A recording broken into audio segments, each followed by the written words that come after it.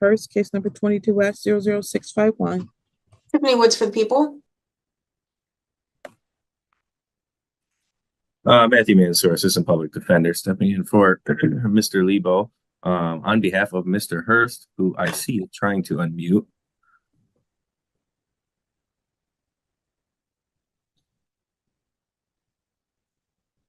Hello. Please state your name, sir.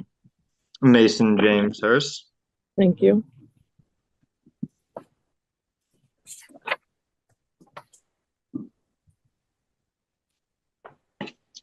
All right, we're here for a pretrial in this matter. He had been referred in the circuit court.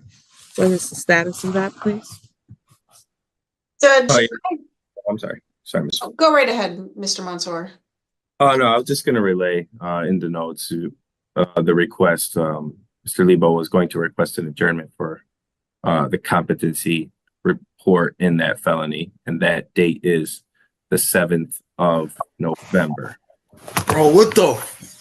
I'm supposed to get on probation tomorrow? Mr. Munson, you're unmuted.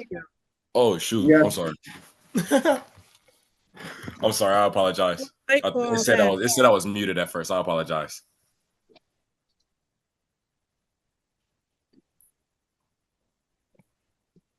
Judge, So when would we like to adjourn? Judge, I would like to bring up the fact that this has been adjourned several times pending his competency evaluation. Ms. Wood, Mr. Hurst, are you rolling a joint at this moment? No, this is tobacco. I have a whole pouch of tobacco. Here, let me grab it for you.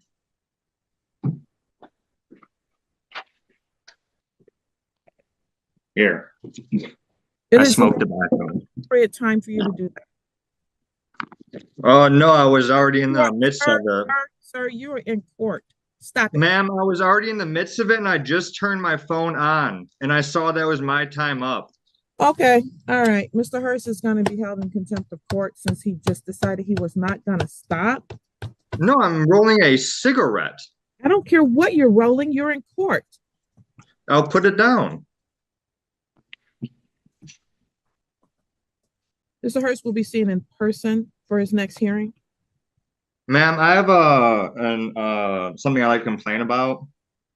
I've been told 3 different courts for my last court case working through CMH, and I was told I had to be at the courthouse in person today.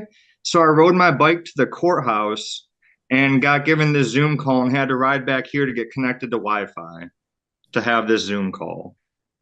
So I've been up since 5 o'clock in the morning to ride my bike to come to the courthouse, which I wasn't supposed to be there because they keep giving me the wrong addresses.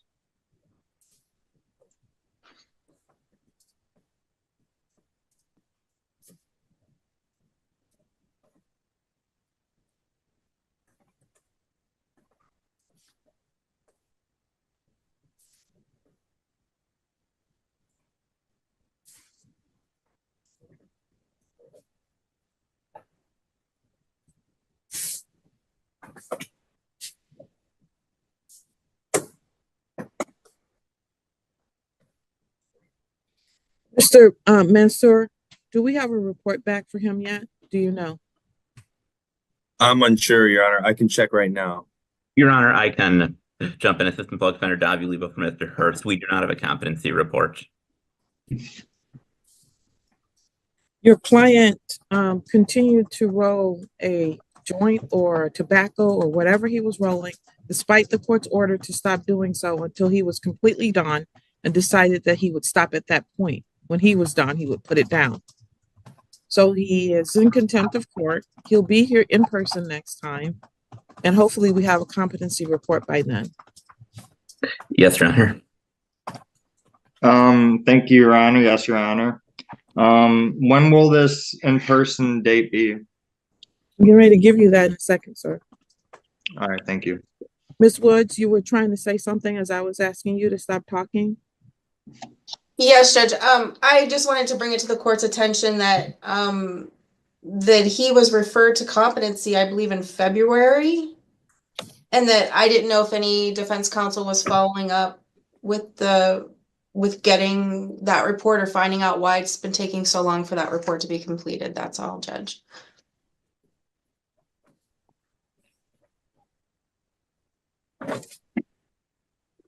When did you say the next court date is in circuit court, please? November 7th, Your Honor. I believe we're here on November 12th, right? November 12th, 2024 at 11 a.m. in person. Okay, so 11 a.m. November 12th. Okay. Thank you so much, Your Honor. This is 241114 SM, the People versus Austin Floyd. Good morning, Your Honor. Jeffrey Fansel on behalf of Mr. Floyd. We've had today's time date set for sentencing. We've had opportunity to review the pre-sentence report. Same appears to be factually accurate. No corrections, additions, or deletions need to be made. I would like to, I put little boxes there, a couple of things that I'd like to address in terms of the recommendation.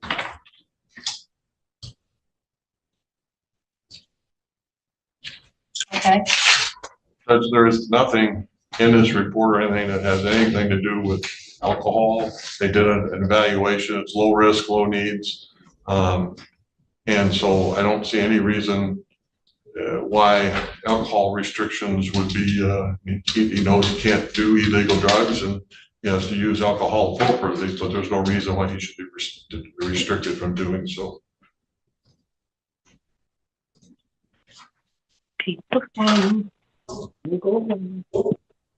Hello? Sir, if you can just hold a moment, you're in a courtroom. Way to take responsibility for your actions, sir.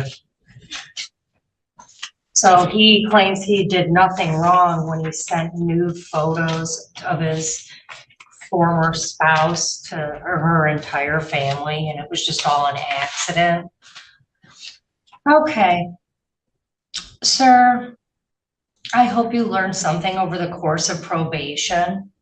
Like, I don't know, how to act like an adult and how to take responsibility for your actions. What you did was repugnant and retaliatory. And I understand you might have been in circumstances where you were ruled by emotion, but now we're months past the incident and you literally take no responsibility for what you've done. And in some states, this is a felony. It's revenge porn. It's a felony in a lot of states. $50 fine, court costs of $50, state costs of $50, and a victim's rights fee of $75, probation oversight fee of $450, community service fee of $10 per day, for a total of $50. You're to do 12 months probation. You'll complete 5 days or 40 hours of community service as directed by probation and provide proof. He wasn't on drugs or alcohol at the time the incident occurred. No, this is not related to that, that's at all. And the report, you know, he seems to have been honest with the with Ms. Grasso, and she did evaluation of low risk, low needs. There's no indication that that's an issue. Okay. I was actually at a doctor's office. That's classy. All right, you are to abstain from the use of controlled substances unless they're prescribed by a physician for the term of your probation. You will be subject to testing at your expense at probation officer's discretion if they believe there's an issue. You're to have no contact. You understand me? Your Honor, she was originally in the waiting rooms, but she is, unless she came back. Apparently she left. I didn't see her. The parties have 3 children, and quite frankly, she initiates a lot between the parties, and I've explained to him no contact, but I would ask the court consider just relative to kids. How do they do parenting time transfers now? Is it, does she have physical? She will drop them off at my house. Okay. So she drops them off and picks them up? I will sometimes drop them off at her house. Before we were doing it at a police station. And then he coaches kids' teams and she attends the games and stuff. So I would ask the court, limit it to the children. Okay. So it's contact only for the purpose of parenting exchanges or other activities involving the children. She's not here for me to get any input from her, but it sounds like they're doing that anyway. Here to maintain employment and provide proof and obtain an order for fingerprints. It looks like you've already done that. Okay. All right. Hopefully you learned something. Thank you, Ron. You're all set.